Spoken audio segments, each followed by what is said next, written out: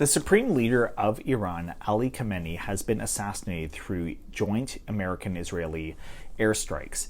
And despite how shocking this is, I think this actually really exposes how weak Israel and the United States are.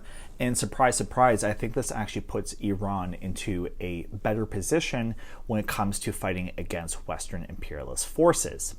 The first thing to understand is the assassination actually doesn't really change anything. I mean this in the sense of it's not like the Iranian government's going to suddenly collapse. They will have a new leader very soon. And in fact, what we often see in these cases where, leaders are assassinated, or leaders of whether countries or organizations are assassinated, we actually often see someone who is quote unquote more extreme. So we may actually see an Iran that is actually more willing to, for instance, use military force when necessary. But the second reason why this is also really weak, because as I said, it doesn't really change anything. So why would the United States do this? I think the reason why the United States / Israel, of course, which is also involved in these airstrikes, did this is because they wanted some sort of headline, something that looked really big, as if they were accomplishing a lot. And I think they're precisely doing that because they're actually not in reality able to achieve that much going forward with this war that's happening.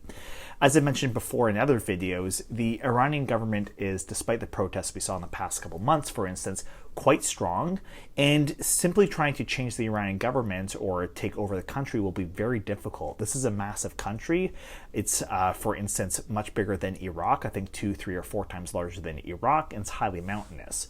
So taking over Iran and trying to change everything there, and even trying to get rid of all the rockets and massive military it has, is not really possible.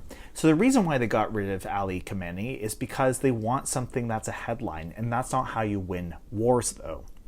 The other thing, though, the third thing to understand, though, is I think if anything, this actually puts Iran in a stronger position. And there's 2 sub-reasons for this. The first is that this actually makes it really look like the Iranian government is under attack, which it is.